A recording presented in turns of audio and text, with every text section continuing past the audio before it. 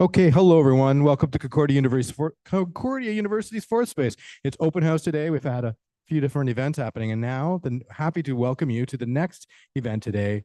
And this is Creative Writing, a showcase of short readings by some of Concordia's award-winning creative writing students.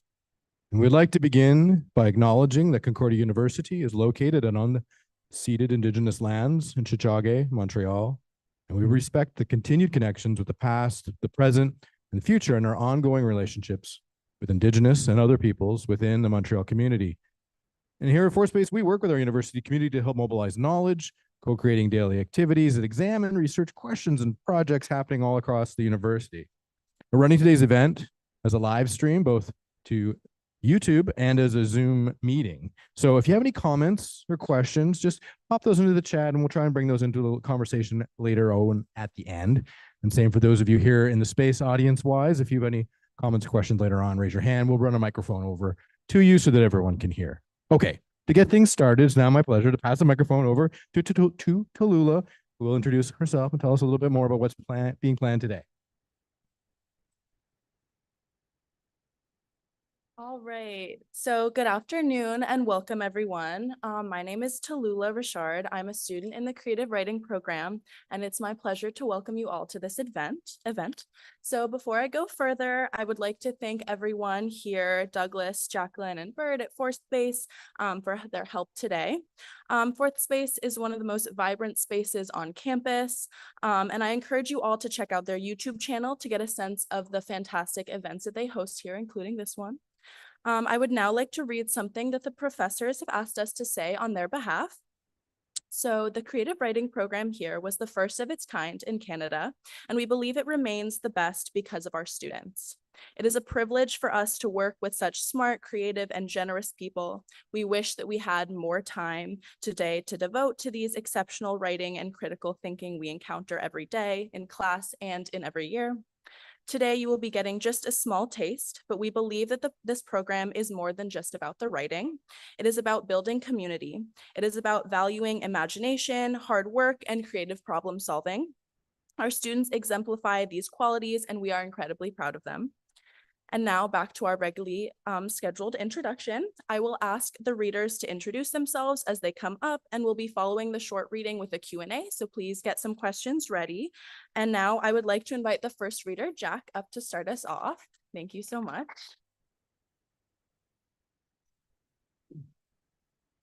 Hello there. My name's Jack Forbes. I'm in the fifth year of the creative writing program, the honors program with the joint English literature Concordia. I'm going to read you two poems from a long poem series I'm currently in the middle of writing. I'm kind of like exploring memory. I'm exploring Scotland, inheritance, and just kind of the uncanniness of it all. So this first poem is called Heidi. We're in the garage. I lie flat amid the rafters. This is how you said it happened. I reach my hand towards the bucket. I plunge it very deep. My elbow disappears. It's mainly air. I breathe. My finger finally tastes the water. It's seasoned as expected. You told of how you lay hidden among the golf clubs, how your eyes gasped with the weight of Grandpa's strides. Silence swallows his footsteps. Where are you, lad? I've been calling for 10 minutes. He cannot sense my jagged breath. His silhouette leans into the doorframe. The bucket, the water, the splash, the laugh. This is how you told it. He stands soaking, wet, but not with rage. He laughs. You little tyke. He laughs again. You both laugh. I want to laugh. Your laughs echo in my eyelids, for I was never there. Skiffle. The stone is smooth in his huge weathered hand. It fits the folds, the creases of his palm. He wishes to skim it, to watch it as it glides to slice. He finds a comfort in it. He will count how many times. The stone is jagged in your little palm. It cuts the lines, creating new ones. You can barely hold its weight. You place it where the sand darkens. The sea and tide will take it, will smooth it till it's time. Together you stare a mile out towards the storm. The salt swells beneath your breaths. the push and pull between you. A stone dances towards the dark. I do not know who threw it. I stand beside you. We watch as the stone chases the night. It glides to slice, glides to slice. Ripples appear. They twirl, expand, coalesce, collide. We stare a mile out at the unfolding. We find a strange comfort in it. We do not think to count. I did not know you threw it. Thank you.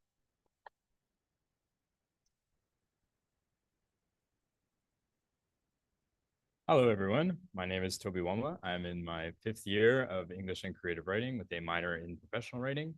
So if you've got any questions in the Q&A about the difference between those programs, let me know. I will tell you. Yeah, I'm in my last semester, and I'm going to read you a little short story that I wrote about a month ago. I'm going to start halfway through. So just to catch you up to speed, I've spent so far been talking about these beautiful gardens that surround the temple, and that's what the short story is called, the temple. So right now you should be thinking to yourselves, wow, what amazing gardens. Picture these gardens. They're so incredible. You should also be thinking, wow, he describes them so well. Thank you. And then we'll get started from halfway through. Perhaps knowing it's outside as you now do, you may wish to enter the temple to experience even greater delights. This is where I must disappoint, for none were ever permitted to enter the temple, and its contents are a guarded secret of which no living man nor preserved record tells.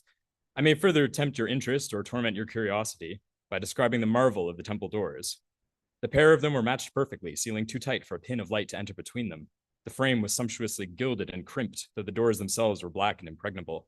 Their onyx surface was faceted and glittered like the eye of a mantis. This is where my record of the temple must end. But for those who would indulge me in my regrettable taste for rumor, I will add to this record certain whispers of what the temple may contain. By my books, about 18 years after the construction of the temple, the old architects and builders began to murmur in public houses about what precisely they had brought about almost 2 decades previously. These accounts were passed speciously and spuriously from old biddy to barmaid to roadside gossip. Therefore, I caution educated readers to consider shrewdly what to take from these reports. The builders were the first to talk. When it shortly became clear that none could agree what exactly the temple contained, the architects weighed in with more cachet. Yet still no man could agree with his brother on what they had designed.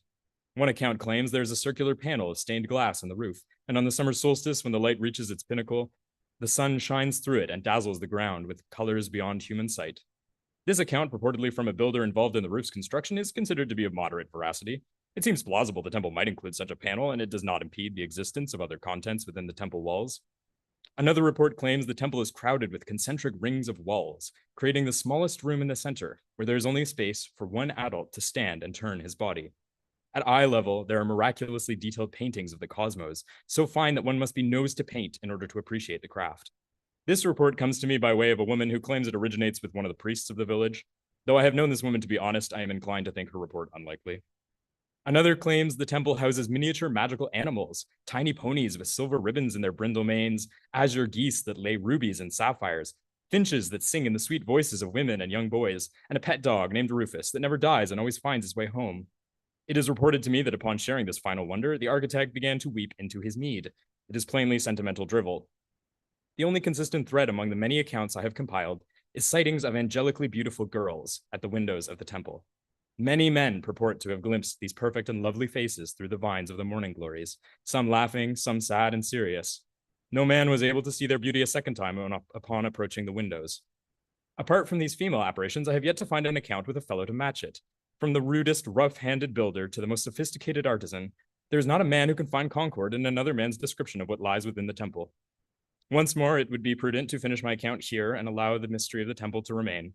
However, in the interest of completeness, I would be remiss to elide one further description of the temple. Readers already familiar with the temple may anticipate what I mean, and I beg pardon for including this boy's scrawlings on the subject.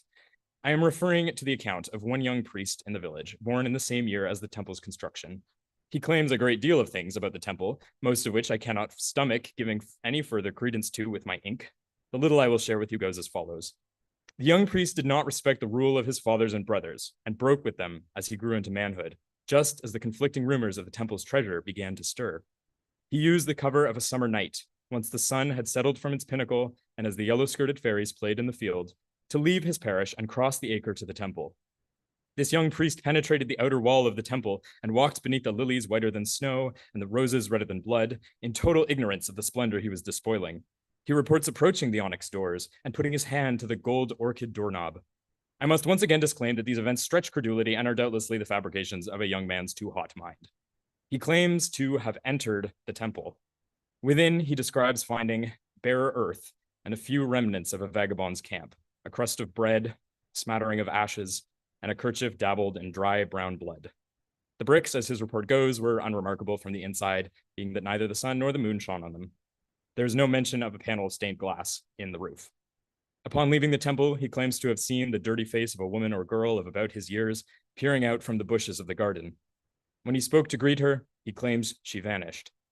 I apologize for furthering these preposterous ramblings by including them in my account of the temple, but I beg pardon for my gentle readers and hope humbly that my work was so satisfactory that they left off reading after the first page. Thank you.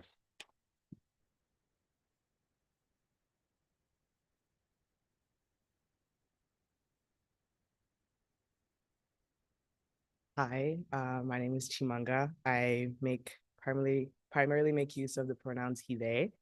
And today I will be sharing a monologue from a play that I am currently working on. It is based in a church and it follows the character by the name of Somi, who is experiencing the blossoming of their trans identity.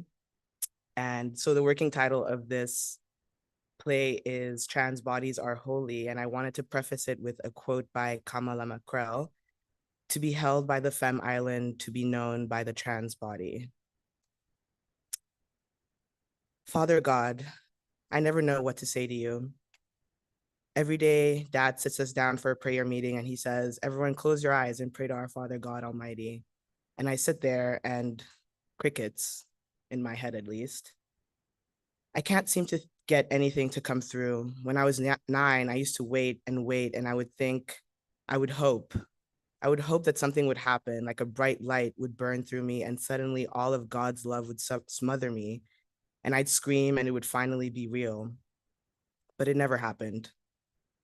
And so I'd sit there quietly, thinking no one noticed. And then one time, Dad saw me sitting with my eyes open. I was watching ants crawl across the carpet. He slapped me. It took me by such surprise, I thought it was God's light reaching into me. But then I tasted the blood on my lip and I realized what had happened. He didn't even say anything. He just looked at me with those big eyes of his, eyes that I recognize less and less, but see in the mirror every day more and more. So then I started pretending to pray. I would tell God about my day. I'd say, "Mama hasn't come out of her room in 4 days. Would I know if she was dead?" And I'd wait to hear if God responds, say something to me, tell me she's not dead. But all I'd hear is Dad's desperate prayers banishing the sins of sloth from his house. It's distracting. How can anyone focus with all that noise? It's much harder when we're at church like this. It feels like everyone's watching me. Like they all know my secrets and they're just waiting for the right moment to yell it from the rooftops.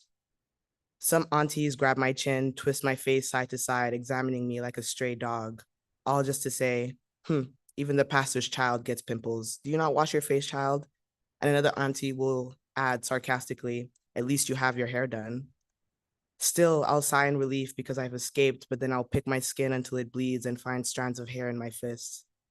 Some uncles follow me with their eyes silently, but I can hear their heartbeat in their dicks.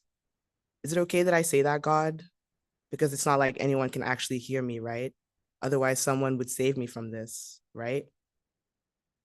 I keep having that dream, the one where I'm standing in front of the mirror and I see my face, but it isn't really mine.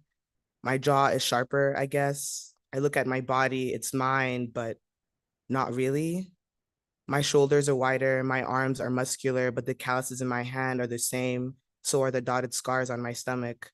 But my chest is flat, and for a moment, I'm happy. And just as I realize that that's what I'm feeling, I start to bleed. I bleed like I've been cut open, and at first it's like slow, just droplets. I watch as the first drop falls on the carpet, which feels like it takes forever, but then it does. And suddenly Dad is there and he's screaming. And I can tell he is, but I can't hear his screams. And he's not screaming because I'm about to bleed to death. No, No, he's screaming because I'm getting blood all over his carpet. And when I look at the carpet, it's made of paper, thin, fragile paper with illegible words. Then the bleeding gets worse, like gushing, and it has clots, kind of like my period. And I just watch it drip onto the carpet until it's so black, I realize I'm looking at the back of my eyelids and I'm sleeping, was sleeping.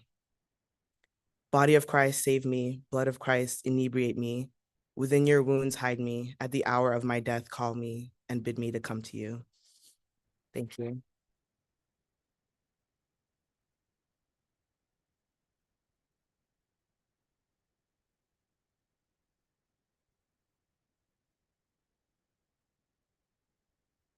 Hey, hi everyone. My name is Lena. I'm a second year creative writing student. I'm going to share a play that I wrote last year, a snippet of a short play. And these are two actors, also creative writing students, and their names are.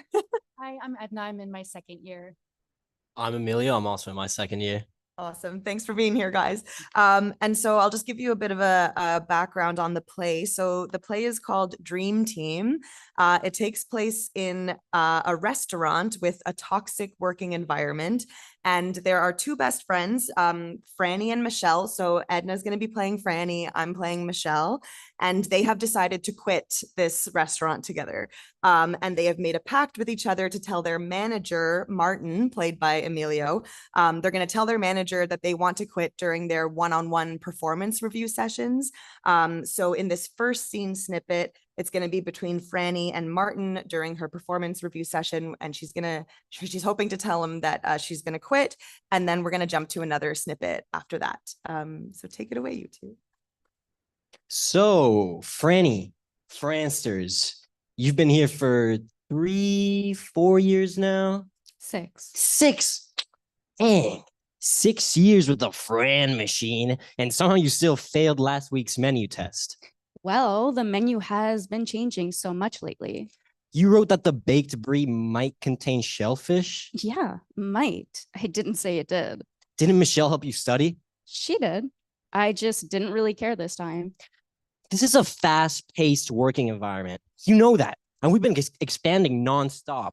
You're one of our veteran server assistants, but I really feel like you've been slacking these last couple of months. I mean, we love you here, Franny. We really do. You're like family, but you need to step it up. That's the thing, Martin. I don't really want to step it up. You need some time off, Francescarino? These nights are long. Not everyone can cut it. Well, Marty, to tell you the truth, I'm not exactly a huge fan of all the radically fucked up shit that's been going on here.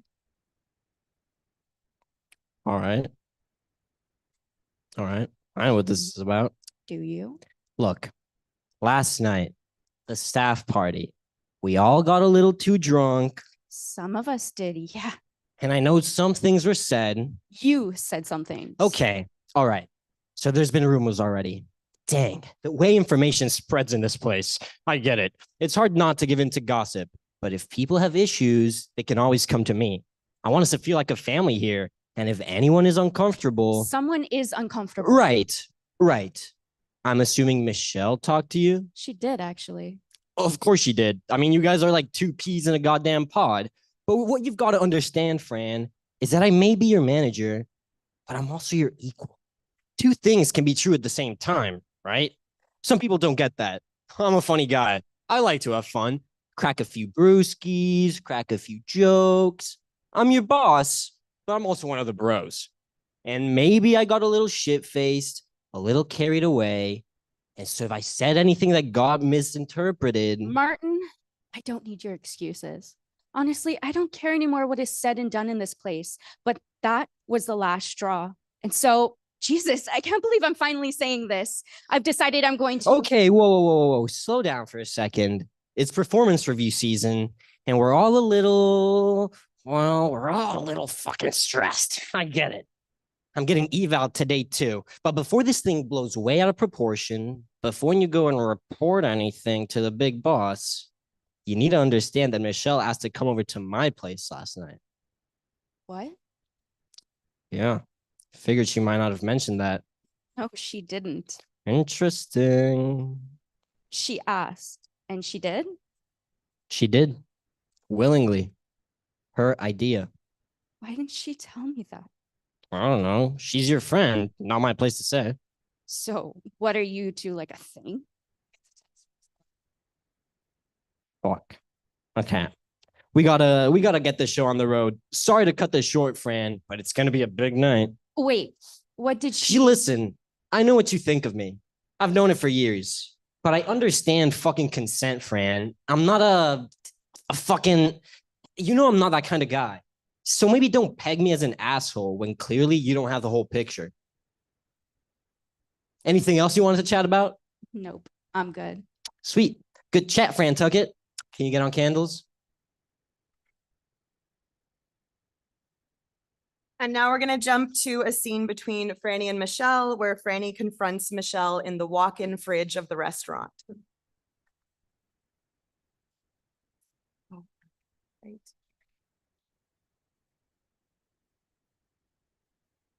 I can't believe you would do that with him, of all people. I didn't sleep with him. I just went over to his house, but nothing happened. You went over to his house? Yes, but I didn't sleep with him.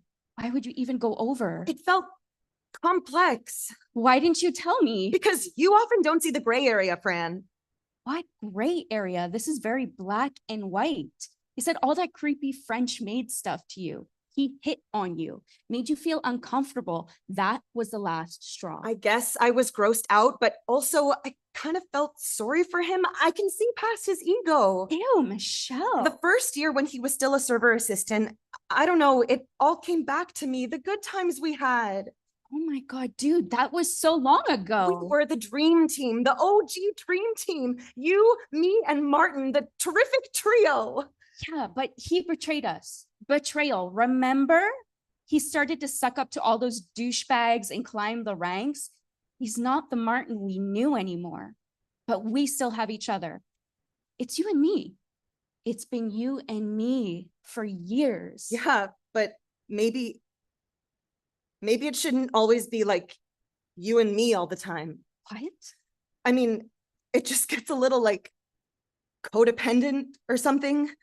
Not saying I don't love you. I love you so much, Franny, but I started to wonder today if we don't always have to do like everything together. Like if I were to choose a different path, maybe. Oh my God, you are fucking him. Thank you.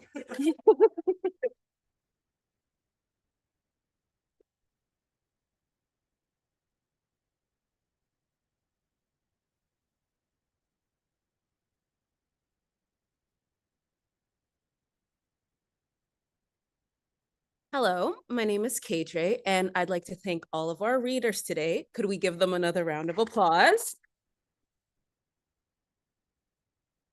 So we're now going to come together so you can ask us about the creative writing program. As everyone understands, if you really want to know about the program, ask the students. So if you have questions about the workshops, about the department as a whole, about the application process, about writing, or about life at Concordia, please raise your hand and someone will come by with a microphone.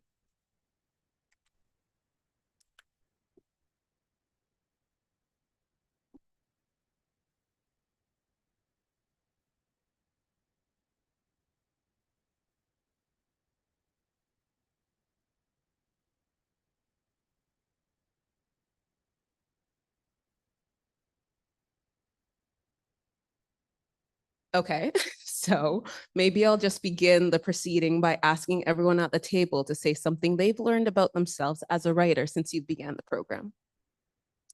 Well, I took a year-long playwriting class last year with Alex Habner, and it was awesome. And I guess one thing I learned was to just start writing before you're ready. Like, I feel like I'm someone who really likes to have a plan for my writing. And outlines and things like that are so great, but also I think I found it pretty exciting to sort of just start writing a scene and have an idea of what I wanted to do, but then get surprised along the way. So I thought that was a pretty valuable thing that I learned last year. Do I answer this? So, for myself, I'm quite a perfectionist when it comes to writing. Oh my God, it's horrible. And one thing I'll say, I actually learned this from Kate herself, the coordinator. The first draft of anything is shit. Like it is horrible, but it's supposed to be, because from there you grow, you make corrections. That's why editing and revising exist. So just start writing, and don't tell yourself it has to be perfect. No one even has to see it. Just write for yourself, and then later on you can edit and revise. For me, I think something that I learned about myself as a writer is that I struggle with endings a lot. I tend to have a lot of really huge ideas that I can start, but the finishing it has been the hardest part for me. And I'm still unpacking what exactly that means. But yeah, that's what I learned about myself as a writer. What's something I've learned about myself? I guess, like, as people have said, the just write, just like write. Like there's not really much else to it other than just get the ink on the paper and just go through the motions. Like a lot of it is about the process and the amount that you can learn along the way. So yeah. And the workshop kind of gives you that kind of stimulation. It gives you the motivation to write as well. So doing it in that format is really helpful. I would say one thing Concordia taught me is that because in creative writing you have to do prose and something else, or not prose at all, but you can't just do prose. Basically, I came in mainly interested in prose, and then I tried out playwriting, and I was like, hey, this is good actually. And now I've like written a full length play, and I'm getting it workshopped with an eye towards like actually seeing it performed. So I think the creative writing program really gives you a chance to try out disciplines that maybe you like just thought weren't for you, and then you realize that actually maybe it does fit you better than you realized.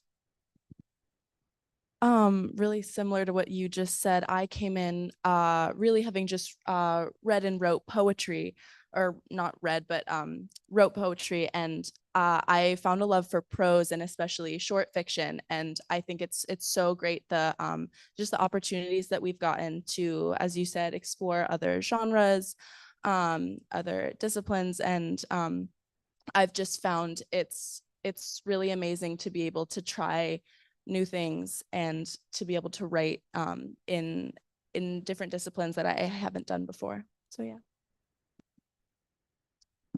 Okay, then. And so small class sizes, we want to emphasize this. Like these classes are so small, like 15 people, 20 at best.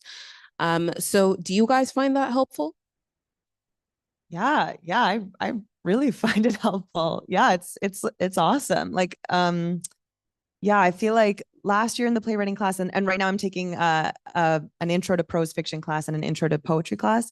And yeah, we're gonna have some workshops coming up. And I think per class there's gonna be like maybe 2 to 3 people for the whole like 2 hours and 45 minutes or whatever, who get their piece workshopped, which is a lot of time. And often in the classes, like every single person, like every single 15 or 20 of the students give feedback on your work, which is pretty awesome. So it feels very focused, feels very specific, and it feels very intimate in a really good way.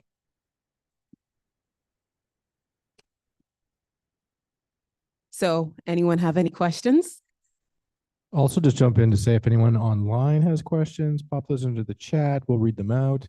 Just raise your hand. We'll bring a microphone over, though. Don't be shy, guys. Don't. Ask away. Yeah. Don't be shy. Oh, got a question back here. Hello. So for your classes, when you're, for example, if you have like playwriting or poetry or prose, are you like studying other works, like in general, and then like seeing how it can integrate into your craft kind of thing? Yes. So usually you start off the semester with, or this year if you're doing full year, but usually the first half of it is led by analyzing works within that genre, and then the second half you like apply what you've learned in your own work. Okay, thought someone else would want to chip in. Okay, you had your hand up. Sorry, who? There we go. Hi there. I'm just wondering, for people who don't necessarily come from like a creative or prose or theater writing background, is there still a way for them to flourish in this program?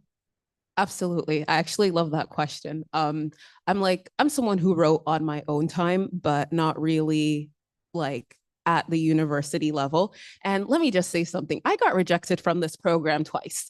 So do not be discouraged if you don't get in the first time. Just work on your writing, write again. Again, got rejected twice and then gave it a third try. But the thing is, they care about whether you are teachable. So you don't have to have like this perfect portfolio. Obviously, do your best work, but your best foot forward. However, like what they're more focused on is teaching you how to analyze literary works, lots of creative decision, critical thinking, because writing is a series of critical decisions. Did you? I also wanted to add that Concordia does offer creative nonfiction classes. So if you are more interested in writing more essay style writing or more nonfiction, we do offer those classes as well. Thank you. Another question over here. Hi. Hello. I was just wondering, like, I write a lot just personally, but I'm kind of worried about what it's going to be like taking critiques on my work and what that's like, how you're able to separate the critiques of your work That's a very without having question. critiques yourself personally.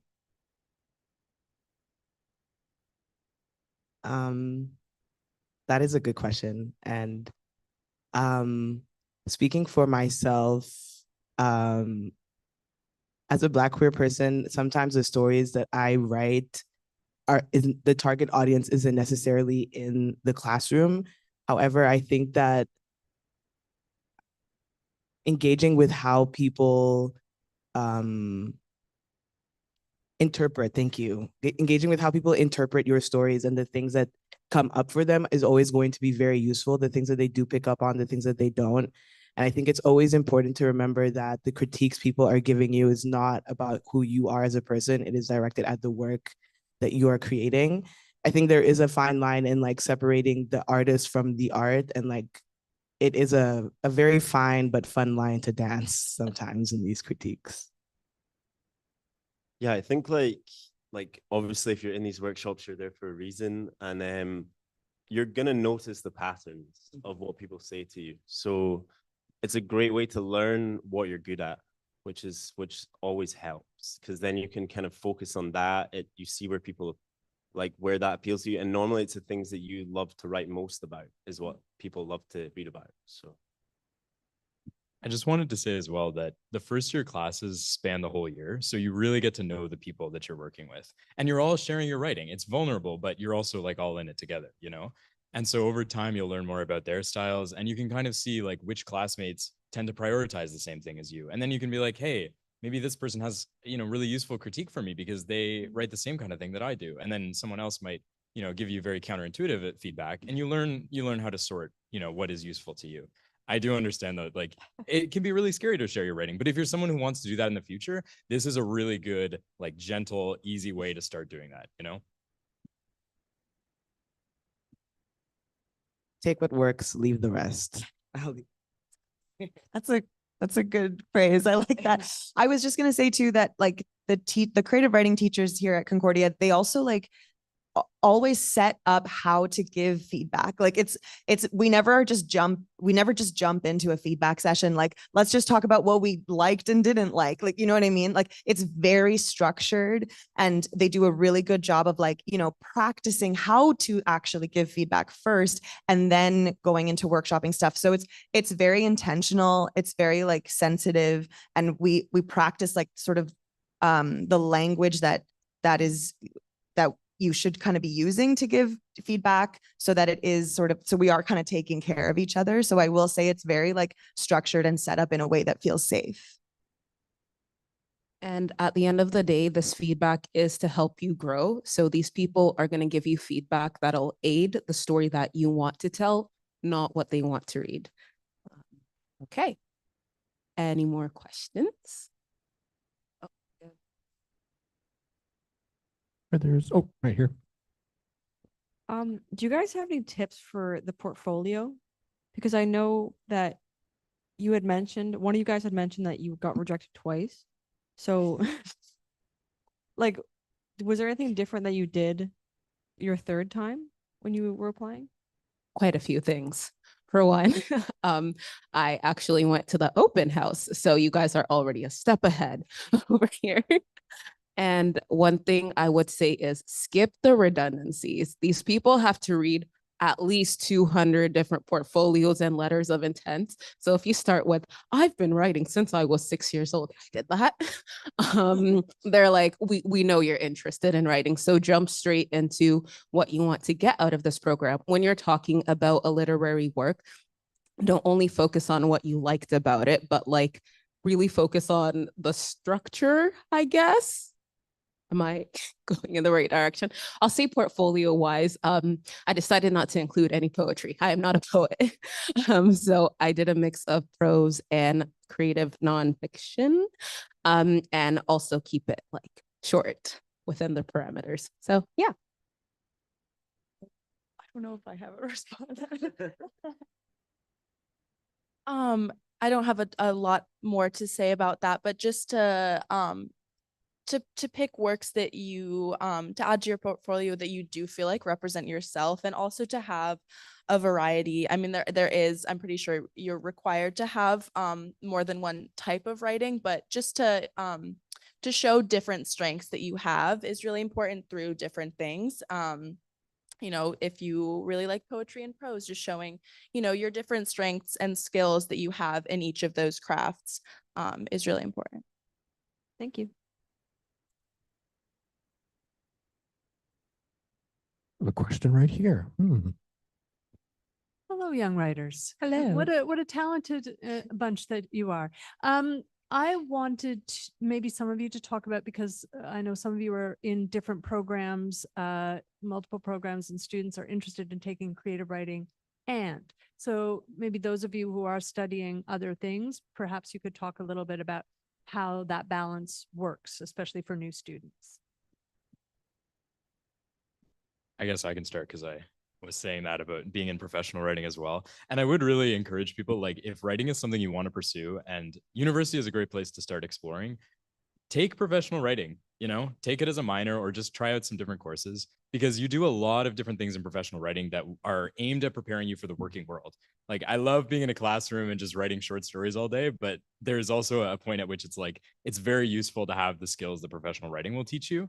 And you'll be taking courses on everything from, you know, how to structure a good essay to like how to write an instruction manual to how to pitch a TV show. Like, it spans the full breadth, and you will get experience trying all sorts of types of writing that you may not have thought of in other circumstances. And they're very, very employable skills. Like grant writing is one. That's something super cool that would help any artist on their way. So yeah, it's an A+ for me for professional writing.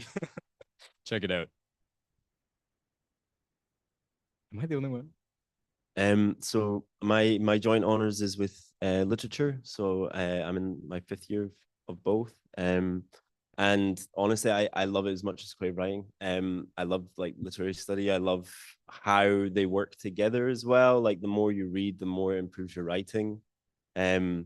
You learn so much along the way, and they just work very like organically together. And it'll help you kind of find your taste as well if you do something like that. Like it'll help you down the path towards where you want to write, and you'll find that through the kind of literature that you get to look at in the program. There's so many avenues you can go down just in literature as well. So yeah, I would highly recommend the kind of joint honors program as well. So Okay, so I'm like outside of English. My other major is communications. So a lot of it is like media analysis and media production. I would say for me, it's a little different because this is my first year in creative writing, but 3rd year in comms. So I had finished most of my major there. But in terms of balancing it with other courses, really focus on like your core classes. So the essential ones that are like needed to graduate or to get your major or your minor.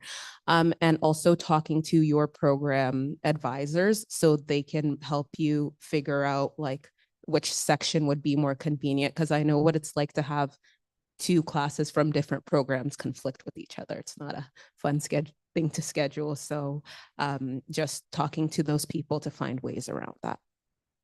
Okay, any more questions?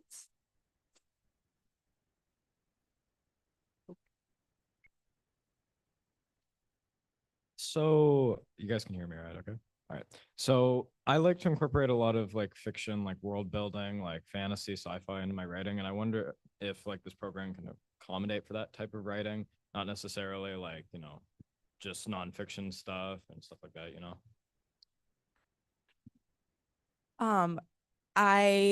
I'm in a prose class right now, and we've started workshopping, and already we're seeing so many of our workshops that are fantasy or sci-fi.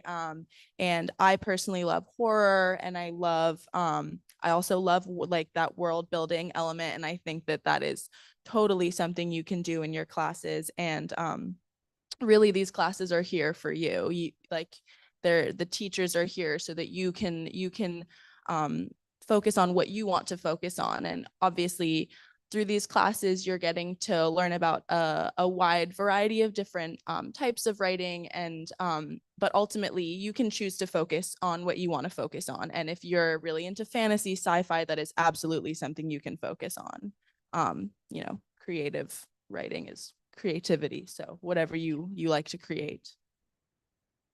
Okay, I'm gonna let you guys in on something, and I'm not really supposed to talk about it yet, so but I'm on CASE, which is our Concordia Association for Students in English, and we're looking at kind of broadening what we do and offering more opportunities. And we're considering starting a story writing competition with a prize out of our budget, our meager budget, but still, it's a way to get published.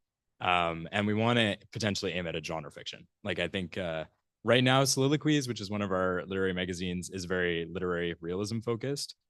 Pixie, I would say, is more accommodating of genre fiction. That's another literary magazine that Concordia students are really encouraged to apply to, but it's also open to anyone in Canada. So you guys could submit something now. I think Pixie actually just extended their deadline to November 1st. So if you want to get in on that early.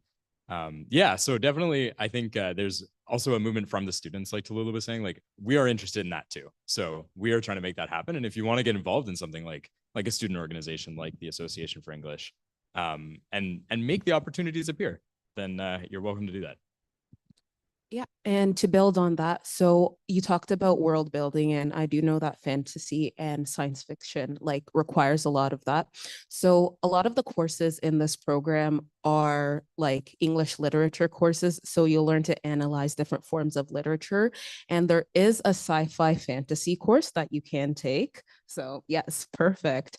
And I would also recommend taking the novel. I'm taking that this year. And it's like we talk about different aspects of the novel, and setting is a big one in there.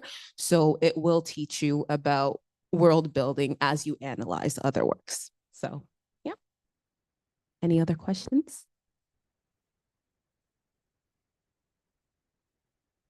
Any questions? No. Okay. Okay, so that's all the time we have for today. We would like to thank all of you for coming, and we certainly hope to see you in the halls in fall 2026. Some of us will be sticking around along with our professors, Jillian Z, Liz Howard, our amazing poets, and Kate Stearns, the coordinator of the program. So please feel free to come talk to us and enjoy the rest of your visit. Thank you, thank you, thank you, thank you so much. First of all, just for the readings, and even performance part, just having you in here on open house has been very fantastic. I really appreciate the questions, of course, everyone coming into this space. I'll let you know we're going to close up the Zoom and the live stream now, but it remains available on our YouTube channel. You should revisit it, you should share it, and you should have a wonderful weekend. There's still some open house stuff happening, so thanks everyone. See you later.